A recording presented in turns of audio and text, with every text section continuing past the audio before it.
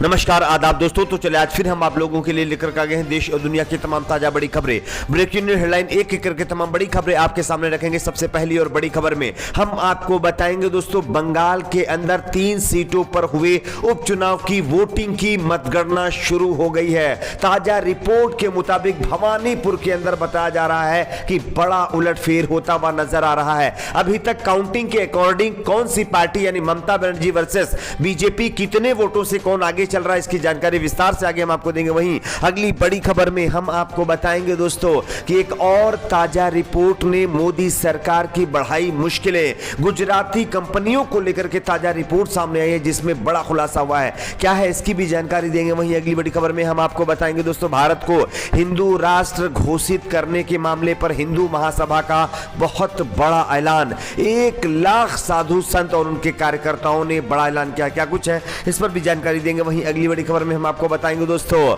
जम्मू कश्मीर की नेता और पूर्व मुख्यमंत्री महबूबा मुफ्ती ने केंद्र सरकार के ऊपर लगाए गंभीर आरोप।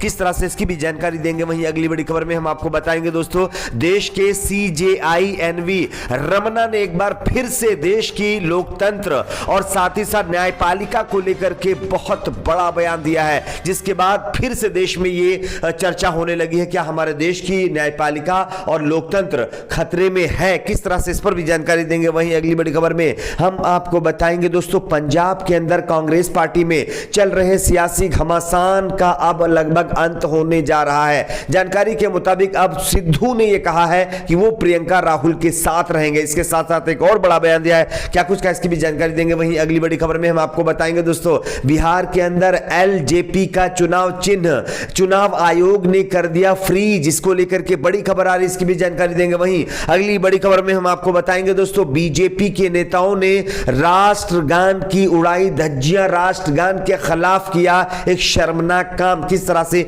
इसकी भी जानकारी देंगे। उससे पहले छोटी सी रिक्वेस्ट करेंगे दोस्तों, वीडियो को लाइक करके ज्यादा से ज्यादा शेयर करिए, चैनल को सब्सक्राइब करके बेल आइकन को जरूर प्रेस कर लीजिए। बात करते हैं पहली और बड़ी खबर की। जैसा कि आप सभी जानते होंगे कि नंदीग्राम, जंगीपुर और शमशेरगंज के अंदर आज चुनाव हुए जो थे उसके वोटों की गिनती शुरू हो चुकी है। जानकारी के मुताबिक अगर बात करें तो दोस्तों, अभी तक जंगीपुर के अंदर TMC आगे चल रही है और शमशेरगंज के अंदर भी TMC आगे चल रही है। और ताजा रिपोर्ट के मुताबिक भवानीपुर के अंदर भी बीजेपी से आगे TMC निकल गई है, यानी कि ममता बनर्जी आगे चल रही हैं। फिलहाल अभी तक के रुझानों के मुताबिक ममता बनर्जी चुनाव जीतती हुई नजर आ रही है, लेकिन अब आगे देखना होगा कि फाइनल रिजल्ट में क्या होता है। बात करते हैं अगली बड़ी खबर की। अगली बड़ी खबर आ रही है दोस्तों, गुजराती कंपनियों को लेकर के बहुत बड़ा खुलासा, मोदी सरकार के ऊपर लगे गंभीर आरोप। आप इस खबर को देख सकते हैं। केंद्र सरकार और गुजराती निजी कंपनियों के बीच साठ गांठ का एक बड़ा मामला सामने आया है, जिसका खुलासा नियंत्रक एवं महालेखा परीक्षक यानी कैग में हुआ है। कैग की रिपोर्ट के मुताबिक केंद्र सरकार ने साल 2015 से हजारों करोड़ रुपए सीधे गुजरात की कंपनियों के खातों में ट्रांसफर किए हैं। केंद्र सरकार द्वारा गुजरात में विभिन्न कार्यान्वयन एजेंसियों को फंड देने की राशि में साल 2015 से 350% की बढ़ोतरी पाई गई है। इंडियन एक्सप्रेस के मुताबिक नियंत्रक एवं महालेखा परीक्षक कैग की रिपोर्ट से जानकारी सामने आई कि कैग की 31 मार्च 2020 को समाप्त वित्त वर्ष के लिए राज्य वित्त ऑडिट रिपोर्ट में मंगलवार को गुजरात विधानसभा में रखा गया था, जिसमें यह जानकारी दी गई है। यानी कि गुजराती कंपनियों को सीधे तौर पर जो है मोदी राज में खुली छूट मिली है और उनके अकाउंट्स में पैसे भेजे जाने का मामला सामने आया है। बात करते हैं अगली बड़ी खबर की। अगली बड़ी खबर आ रही है दोस्तों, भारत को हिंदू राष्ट्र घोषित करने के मामले पर हिंदू महासभा का बहुत बड़ा ऐलान। आप इस खबर को देख सकते हैं। 2 अक्टूबर को जल समाधि लेने की घोषणा करने वाले संत परमहंस आचार्य का हिंदू महासभा ने भी समर्थन कर दिया है। हिंदू महासभा ने ऐलान करते हुए कहा है कि 2 अक्टूबर को परमहंस आचार्य के साथ हिंदू महासभा के 1 लाख कार्यकर्ता अयोध्या की सरजू नदी में जल समाधि लेंगे। महासभा के राष्ट्रीय महासचिव देवेंद्र पांडे ने कहा है कि देश के प्रधानमंत्री नरेंद्र मोदी को चिट्ठी लिखी है, जिसमें उन्होंने सरकार को परमहंस आचार्य की मांगों को मानने की बात कही है। परमहंस की यह मांग है कि भारत को हिंदू राष्ट्र घोषित किया जाए और जो क्रिश्चियन है और जो मुस्लिम है उन सभी की जो राष्ट्रीयता है, जो नेशनल मतलब जो है एक तरह की देश की नागरिकता है, उसको खत्म किया जाए। खैर देखना यह है कि आगे इस पर क्या होता है। बात करते हैं अगली बड़ी खबर की। अगली बड़ी खबर आ रही दोस्तों, केंद्र की मोदी सरकार के ऊपर महबूबा मुफ्ती ने लगाए गंभीर आरोप। आप इस खबर को देख सकते हैं। केंद्र सरकार पक्षपात कर रही है, ये कहते हुए जम्मू कश्मीर की पूर्व मुख्यमंत्री महबूबा मुफ्ती ने कहा है कि मस्जिदों में नमाज पढ़ने से रोकना बहुसंख्यक समुदाय का अनादर है और जिस तरह से मोदी राज में आज ये सब काम धड़ल्ले से चल रहा है, ये बहुत दुखद है। उन्होंने आगे कहा कि लोगों को कश्मीर में मस्जिदों और धार्मिक स्थलों पर नमाज अदा करने से रोकना बहुसंख्यक समुदाय की भावनाओं के लिए भारत सरकार का अपमान दर्शाता है। इसी के साथ साथ उन्होंने यह भी कहा है कि महबूबा पिछले कुछ हफ्तों से कोविड-19 मामलों में बढ़ोतरी के मद्देनजर श्रीनगर शहर में कुछ मस्जिदों और मंदिरों को लगातार बंद करने के फैसले पर प्रतिक्रिया दी है। बात करते हैं अगली बड़ी खबर की। अगली बड़ी खबर आ रही है दोस्तों, देश के मुख्य न्यायाधीश यानी CJI NV रमणा का एक और बहुत बड़ा बयान, जिसके बाद फिर से एक बार सवाल खड़े होने लगे हैं कि हमारे देश में न्यायपालिका और लोकतंत्र को खत्म करने की कोशिश की जा रही है। आप इस खबर को देख सकते हैं। जानकारी के मुताबिक मुख्य न्यायाधीश NV रमणा ने शनिवार को कहा है कि एक स्वस्थ लोकतंत्र के लिए एक जीवंत न्यायपालिका की आवश्यकता है। लोकतंत्र की गुणवत्ता न्याय की गुणवत्ता पर टिकी हुई है। CJI ने न्यायपालिका में रिक्तियों को भरने के लिए केंद्र सरकार को धन्यवाद देते हुए कहा कि इन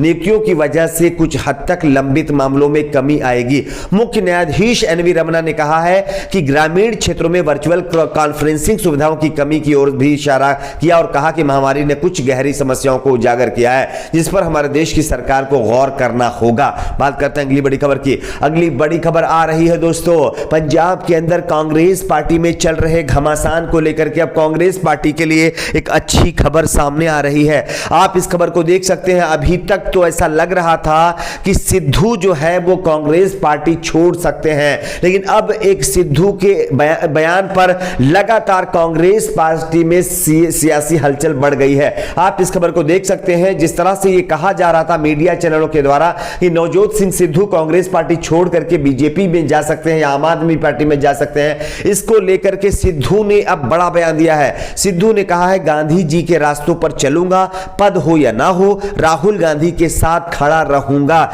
यानी कि राहुल प्रियंका के साथ मिलकर के लगातार काम करने की बात सिद्धू ने दोहराई है। बात करते हैं अगली बड़ी खबर की। अगली बड़ी खबर आ रही है दोस्तों, बिहार के अंदर LJP में चल रहे सियासी घमासान के बीच चुनाव आयोग का बहुत बड़ा एक्शन, यानी कि रामविलास पासवान की पार्टी LJP जिस तरह से अब टूटने की कगार पर है, उसको लेकर के इस विवाद पर चुनाव आयोग ने उनके चुनाव निशान को फ्रीज कर दिया है। दरअसल चिराग पासवान और पारस पासवान के बीच, यानी चिराग पासवान के चाचा पारस पासवान के बीच लगातार सियासी घमासान मचा हुआ था, जिसको लेकर के चुनाव आयोग ने ये यानी एक्शन लिया है। बात करते हैं अगली बड़ी खबर की। अगली बड़ी खबर आ रही है दोस्तों, अपने आप को देशभक्त कहने वाली बीजेपी के नेता अब किस तरह से राष्ट्रगान का जो है अपमान कर रहे हैं, इसको लेकर के ये ताजा रिपोर्ट आप देख सकते हैं। जानकारी के मुताबिक राष्ट्रगान के दौरान कुर्सी पर बैठे रहे बीजेपी सांसद रोमडल नागर दिग्विजय सिंह ने इस मामले को ट्वीट करते हुए बीजेपी को शर्म करो कहते हुए